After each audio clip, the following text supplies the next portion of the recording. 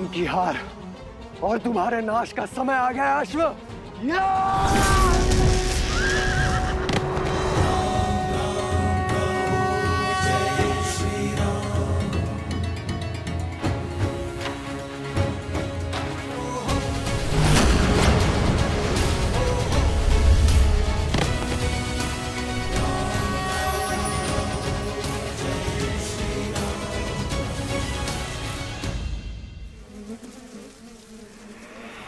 मूर्खाधिपति प्रबंधासुर, इतना भी नहीं जानते कि अश्वमेध का अश्व देवताओं की सुरक्षा में होता है। असुरों का संहार देवताओं और मनुष्यों के सामर्थ्य से नहीं, असुरों की मूर्खता से ही हो जाएगा।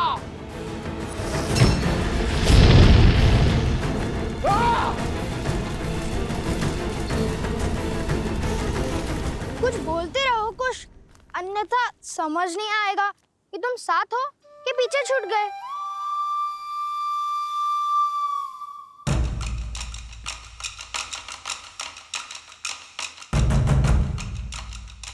ऋषि कुमारों,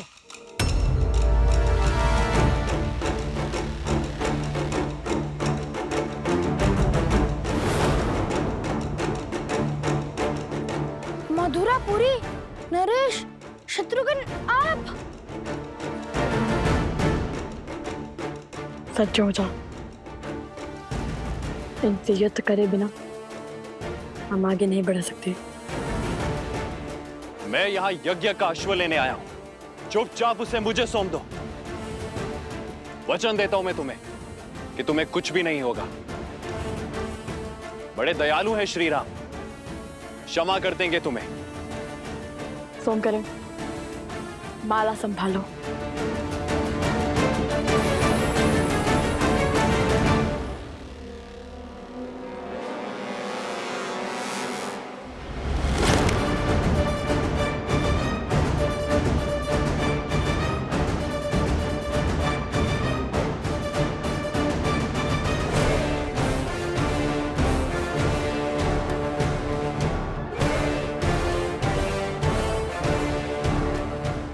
तो जानते हैं ना वो कौन है? वो कोई साधारण बालक नहीं है, वो अनमोल रत्न है। केवल मेरे लिए नहीं, अपितु समस्त संसार के लिए। आप दोनों जो कर रहे हैं वो अनुचित है। मेरी विनती सुनिए और समय रहते अपनी भूल सुधार लीजिए। यज्ञ के अश्व को रोकना पाप ही नहीं, अपराध भी है। हम बालक अवश्य हैं, किंतु अबोध नहीं। हम आपका बहुत सम्मान करते हैं राजानुज, किंतु अभी ये अश्व हमने पकड़ा है तो उपाय केवल एक ही है, युद्ध।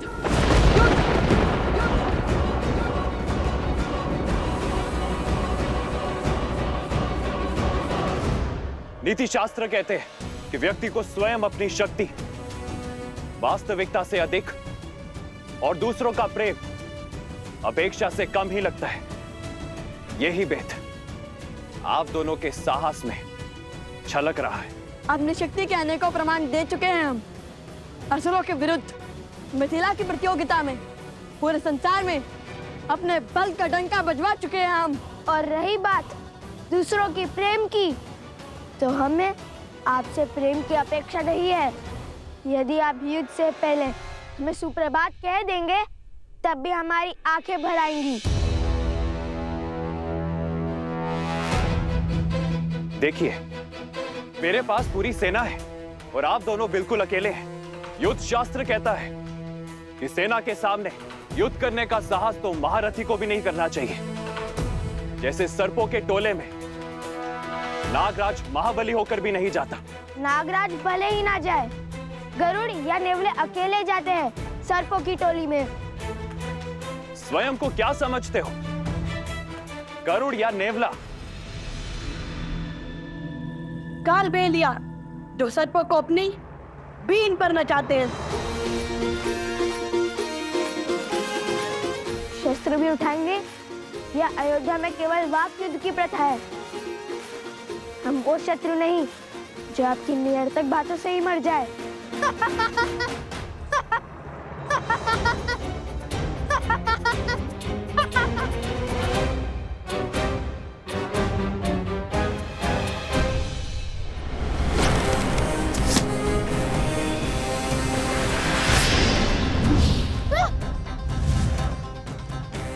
दोनों शत्रु नहीं, अपराधी हैं। अयोध्या के अश्व का हरण कर पाप किया है आप दोनों ने।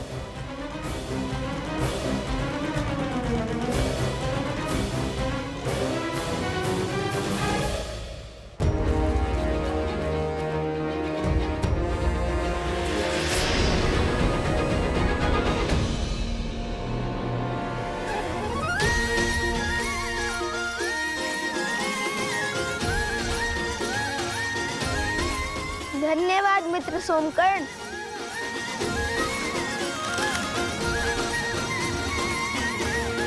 अश्व को रोकना अपराध नहीं, चुनौती है जो हमने स्वीकारी है।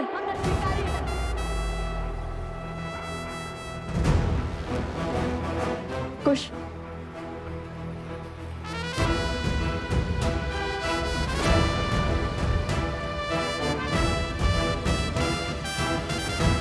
आपका अश्व तो स्वयं चुनौती बन यहाँ वहाँ घूम रहा है। हमने आपकी चुनौती स्वीकार कर कोई पाप किया है? चुनौती राजाओं के लिए है, ऋषियों के लिए नहीं।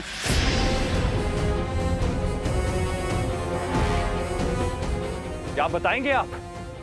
कहां के राजा हैं आप? राजा ना होकर अश्व को रोकना अपराध की श्रेणी में ही आता है। ऐसा तो कहीं नहीं लिखा है। लिखा नहीं है, किंतु असत्य भी नहीं है। ये हमारे राजा हैं। मेरे ज्येष्ठ भ्राता अवसरा ने इनका राज्याभिषेक किया है।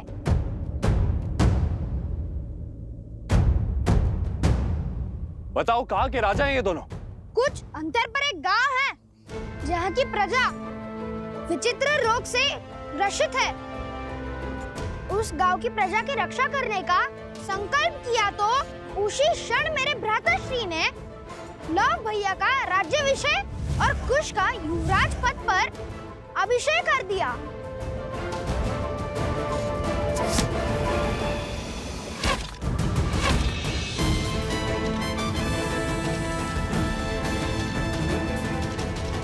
राजानुज, युद्ध में असावधान होना सबसे बड़ा अपराध है।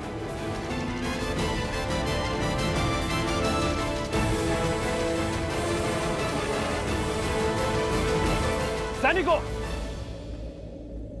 महाराज ने किसी का भी रक्त बहाने से निषेध किया है। स्मरण रहे,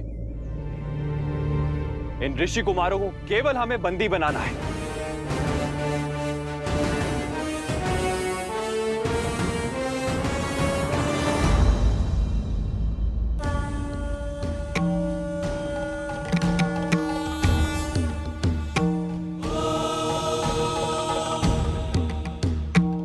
वन देवी, नियति मोड़ ले रही है। आपके दोनों पुत्र अपने जीवन की सबसे कठिन यात्रा पर निकलने वाले हैं। मैं केवल आपको यह बताना चाहता हूं कि आपके दोनों पुत्र एक पूरी सेना के विरुद्ध लड़ाई लड़ रहे हैं। सेना?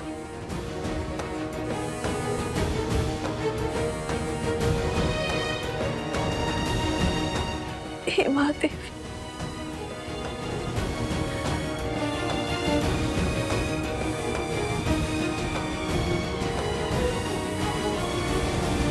ये कैसा संकट है ऋषिवर, जिनके पिता अपने पुत्रों की रक्षा के लिए उपस्थित ना हो, अब उनकी रक्षा कौन करेगा? और वो माता कितनी दुर्भाग्यशाली है जो अपने पुत्रों की सहायता के लिए कुछ नहीं कर सकती।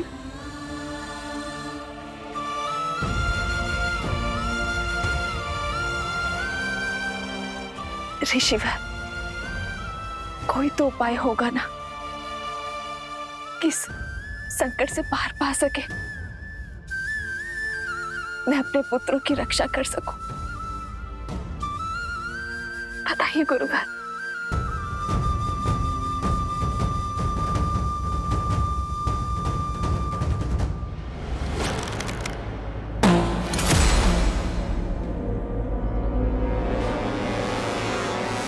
सावधान ऋषि कुमारों, ये मेरी अंतिम चेतावनी है। अब अस्त्र उठाने से पहले ना वाद होगा ना विचार।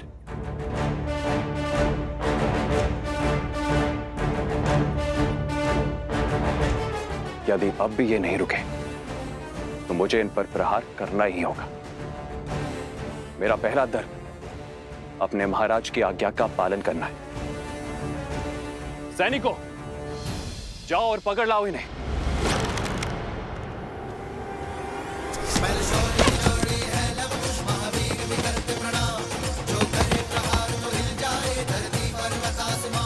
दिव्यास्त्र।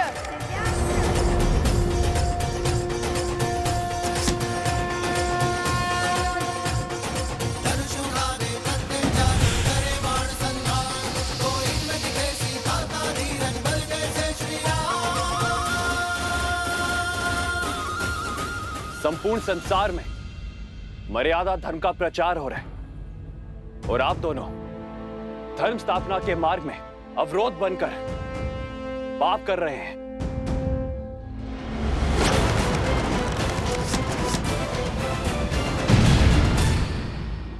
सुन रहे हैं भैया, राज अनिल शत्रुघ्न मर्यादा धर्म की बात कर रहे हैं। इस राज्य की प्रजा को स्त्री के सुखों का, सुरक्षा का, सौभाग्य का बलिदान मांगकर संतोष दिया जाता है। वहाँ कैसा राजधर्म?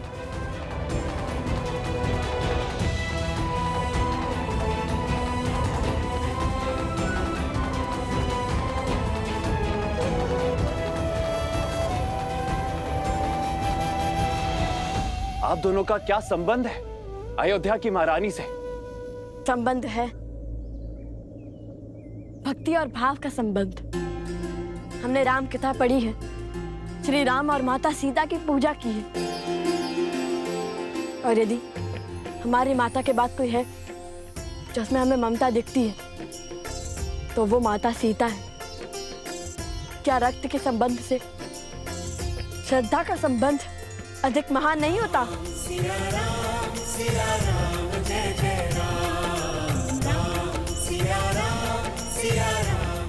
सूर्यवंश के इन सूर्य का तेज अयोध्या तक नहीं पहुंचना चाहिए।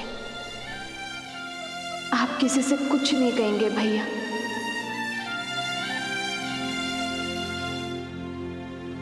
धन्य है आप भाभी मां, श्री राम से दूर रहकर अपनी पहचान को गुप्त रखकर भी इन बालकों को श्री राम की परछाई बनाया आपने।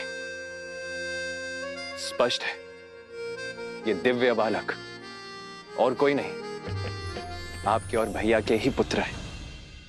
वेदों में कुछ ऐसे मंत्रों का विवरण है जिनका पाठ करने से स्वयं देवताओं को रक्षा करने के लिए बुलाया जा सकता है। आप उनका पाठ आरंभ करें और मुझे पूर्ण विश्वास है कि देवता आपकी सहायता अवश्य करेंगे।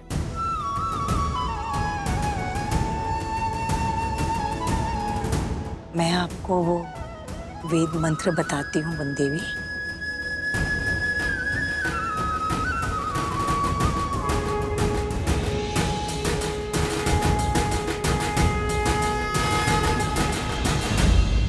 हे वरुण देव, आपकी शक्ति अपरंपार है। श्री राम के अयान का महत्वपूर्ण भाग रहे हैं आप,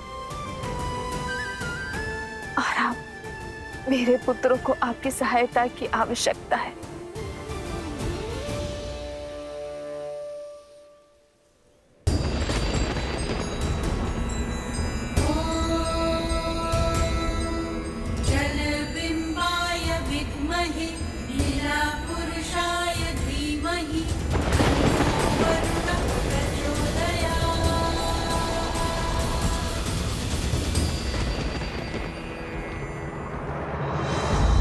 मुझे जाने की आज्ञा दीजिए भैया। हनुमान का कोई समाचार आया? पवन पुत्र हनुमान पधार रहे हैं। जय जय पवन पुत्र हनुमान। प्रणाम प्रभु। मैंने पूरे त्रिवेणी क्षेत्र को छान लिया है, किंतु प्रभु मुझे अश्व कहीं नहीं मिला।